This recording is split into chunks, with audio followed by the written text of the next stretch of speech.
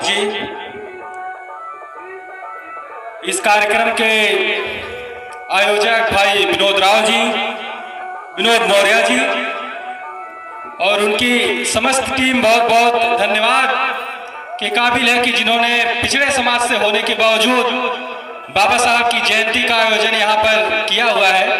मैं अपनी बारी को शुरू करने से पहले करुणा के सागर तथागत भगवान बुद्ध के चरणों में नमन करते हुए दुनिया में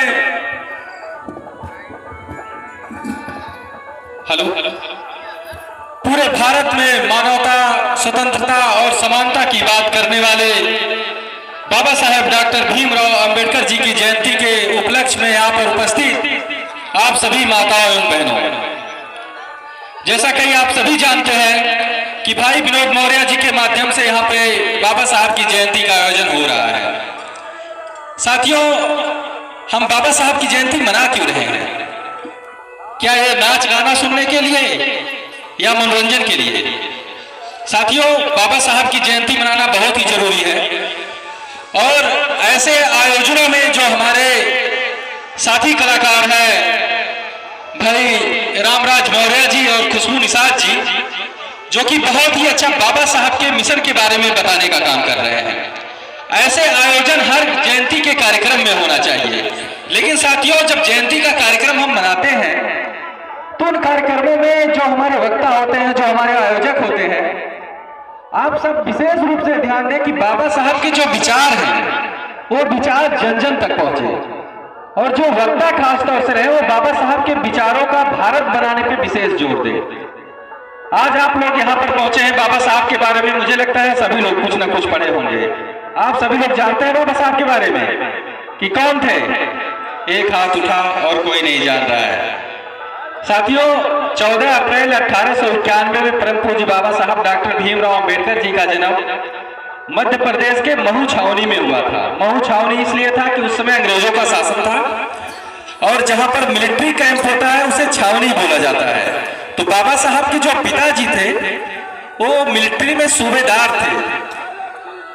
उनके घर बाबा साहब जन्म लिए और बाबा साहब जानते हैं कि आप सब जब बाबा साहब का जन्म हुआ था उस समय इस देश में तमाम प्रकार की जाति और कुरीतियां फैली हुई थी और सारे कुरीतियों को तोड़ने का काम बाबा साहब ने किया। इसलिए बाबा साहब इस देश में जो नारियों के ऊपर अत्याचार हो रहा था, जो गरीबों के ऊपर अत्याचार हो रहा था और जो दलित शोषित पिछड़ों के ऊपर अत्याचार हो रहा था, उन सब अत्याचारों को तोड़ने का काम किया।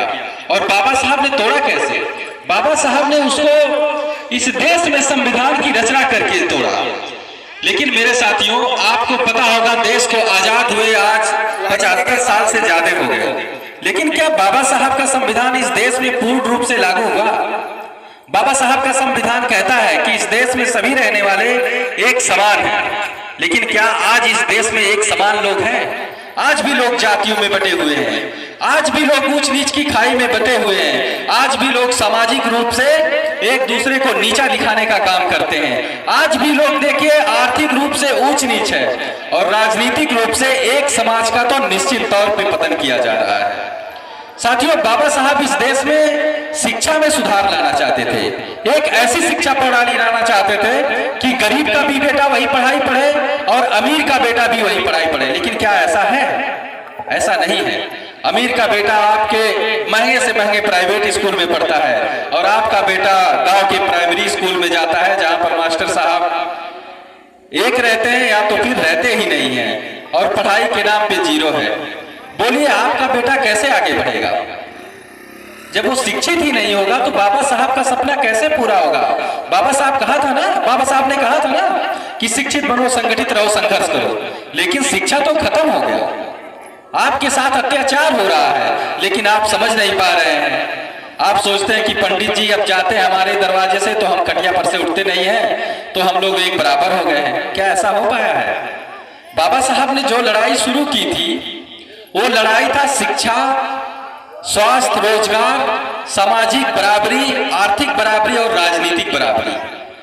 लेकिन साथियों, ये पूरा हो नहीं पाया है। इसका कारण क्या है? कारण यह है कि आप लोग जब चुनाव आएगा तो दारू, मुर्गा और तमाम चीज़ों पे बिक जाएंगे, जैसा कि हमारे साथी कलाकार अभी बता भी रहे थे कि महिलाएं किसी और चीज़ पे बिक जाती हैं और पुरुष दारू वगैरह पे बिक जाते हैं। बाबा साहब इस देश में राजनीतिक रूप से आपको मजबूत करना चाहते थे। बाबा साहब ने कहा था कि इस देश में सत्ता की मास्टर चाबी एक ऐसी चाबी है जिससे आप पूरे दुनिया की जो भी तालाएं हैं उन सबको तोड़ सकते हैं, खोल सकते हैं। लेकिन क्या आपने राजनीतिक सत्ता हासिल की? आपने चार बार हासिल किया। बहन कुमारी मायावती जी के शासनकाल में आपने इस देश में राजनीतिक सत्ता हासिल किया और उसी की देन थी कि बाबा साहब की जयंती कहीं मनाई पहले नहीं जाती थी। लेकिन जब से बहन जी की सरकार आई थी 2007 में, उसके बाद से पूरे भारत ही में जगह जगह पर बाबा साहब की जयंती मनाई जा रही है। ये क्या है?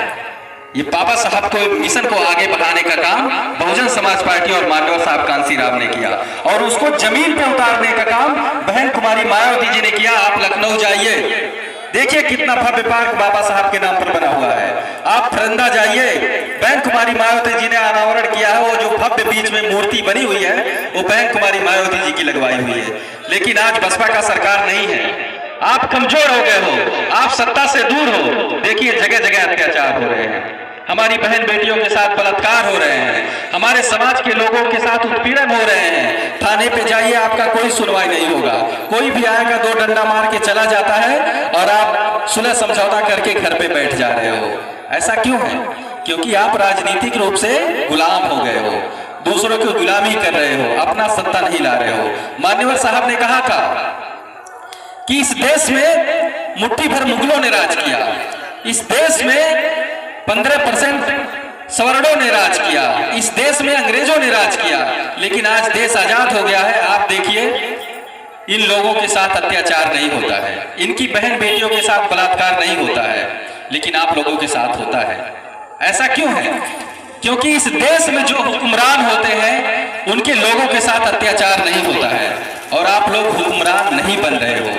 आपके समाज में कोई एक थोड़ा सा आगे बढ़ेगा तो जाके दूसरे विचारधारा के लोगों के साथ गुलामी करेगा, कहेगा कि हमको नेता बनना है और अपने नेता बनने के चक्कर में समाज को पीछे ले जा रहा है। इसलिए साथियों, अपने विचारधारा वाली पार्टी को आगे बढ़ाइए। जब आपकी विचारधारा के लोग इस देश में शासन करेंगे तो आपका मान सम्मान सुरक्षित रहेगा और आपके लोगों पर ना तो किसी प्रकार का अत्याचार होगा, ना तो किसी प्रकार का जुल्म होगा और निश्चित तौर पे आपके लोग शिक्षा में भी आगे बढ़ेंगे, सामाजिक रूप से भी आगे बढ़ेंगे।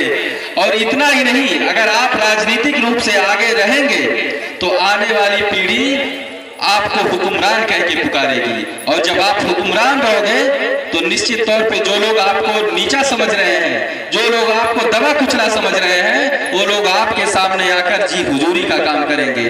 बाबा साहब आगरा के सम्मेलन में कहे थे कि अगर ये दलित पिछड़े लोग एकजुट हो जाए तो ये जो आप पे सदियों से अत्याचार करते आ रहे हैं लोग, ये आपके जूते की डोरी को खोलने और बांधने में अपने आप को गर्व महसूस करेंगे साथियों। इसलिए बाबा साहब का जो मूल निचोड़ है, उनकी जब आप जीवनी पढ़ेंगे तो उनका साफ साफ संदेश है कि अपनी विचारधारा वाली पार्टी को सत्ता में लाइए। आज देखिए बाबा साहब के नाम पर हर पार्टियां वोट मांग रही है। एक तरफ समाजवादी पार्टी पीडीए का नाम लेकर बाबा साहब के नाम पर दलितों को गुमराह करना चाह रही है, एक तरफ कांग्रेस बाबा साहब के नाम पर संविधान का किताब लेके घूम रही है, वह आपको गुमराह करना चाह रही है। एक तरफ मोदी जी है अपने कार्यक्रमों में भगवान बुद्ध और बाबा साहब का नाम लेकर के आप लोगों को गुमराह करना चाह रहे हैं। आपको पता होगा साथियों, पिछले चुनाव में समाजवादी पार्टी मुसलमानों को एक तरफ गुमराह करके एक तरफा वोट लिया, लेकिन फिर भी भाजपा को सत्ता से नहीं हटा पाए। इसलिए साथियों फिर से अब दलितों को गुमराह करने में लगे हुए हैं पीडीए के नाम पे, जबकि आपको पता होगा कि बाबा साहब का सबसे ज्यादा अपमान इसी समाजवादी पार्टी ने किया था। आपको पता होना चाहिए बाबा साहब के नाम पर बने तमाम स्मारकों, स्कूलों और जिलों का नाम बदलने का काम इसी अखिलेश यादव जी ने किया था। आपको पता होना चाहिए जो बच्चियां थी माता सावित्री बाई फुले के नाम पर, ये लड़कियां जब 10 पास होती थी तो बहन कुमारी मायावती जी के शासनकाल में इनको एक साइकिल मिलता था, 15,000 रुपए मिलते थे। लेकिन ये सारे कार्यक्रम अखिलेश यादव जी ने बंद किए। जो दलित बहुल गांव होता था, आप किसी गांव में जाइए जहां पर अच्छा, उस गांव में अगर किसी कोने में अच्छा सड़क नहीं है, वहां पर बदबू हो रहा है, नाली सही नहीं है, पानी जाने का रास्ता नहीं है, तो समझ जाइए कि ये दलितों की बस्ती है। लेकिन बहन कुमारी मायावती जी के शासनकाल में उन बस्तियों को उन्होंने पहचान किया। और आपको पता होगा अंबेडकर ग्राम करके एक योजना चलता था, जहां पे दलित लोग ज्यादा रहते थे, उस गांव में गली गली में आरसीसी बनवाने का काम बहन कुमारी मायावती जी के शासनकाल में हुआ था।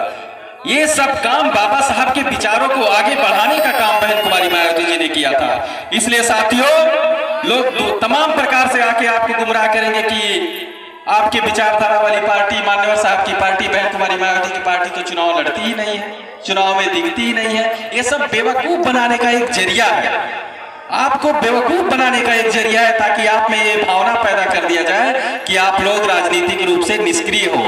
जब निष्क्रिय हो जाओगे तो सत्ता में कोई दूसरा आएगा, फिर आप जैसे पहले लतियाए जाते थे वैसे आज भी लतियाना शुरू हो गया है, फिर आगे लतियाए जाओगे। तो इसलिए किसी के बहकावे में नहीं आकर, अगर आप लोग वास्तव में बाबा साहब के अनुयायी हो, अगर आप वास्तव में बाबा साहब के विचारों को आगे बढ़ाना चाहते हो, अगर आप वास्तव में बाबा साहब के विचारों पे आगे चलना चाहते हो, तो बाबा साहब के विचारों पे चलने वाली इस देश की एकमात्र पार्टी बहुजन समाज पार्टी को वोट करिए और बहुजन समाज पार्टी से जुड़िए। निश्चित तौर पे आपका सामाजिक उद्धार होगा, निश्चित रूप से आपका राजनीतिक उद्धार होगा। अगर आपका राजनीतिक उद्धार हो गया तो शैक्षिक और सामाजिक उद्धार होने से कोई नहीं रोक सकता। आपको इस देश में आगे जाने से कोई नहीं रोक सकता। आपका भी बेटा डॉक्टर बनेगा, आपका भी बेटा इंजीनियर बनेगा।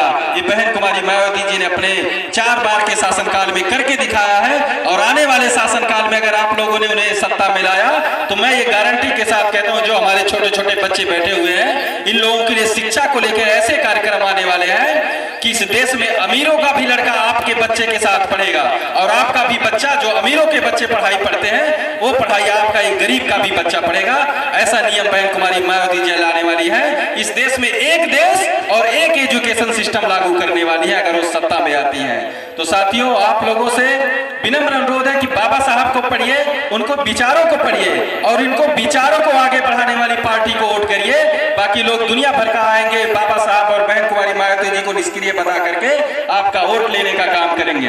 लेकिन उन लोगों से सावधान रहिएगा जो बाबा साहब के नाम पर वोट मांगते हैं, जो संविधान के नाम पर वोट मांगते हैं, उन लोगों से सावधान रहिए और बाबा साहब के विचारों को आगे बढ़ा करके आप इस देश का हुक्मरान बनने की कोशिश करिए। इन्हीं सब बातों के साथ अपनी बारी समाप्त करता हूं। जय भीम, जय भारत।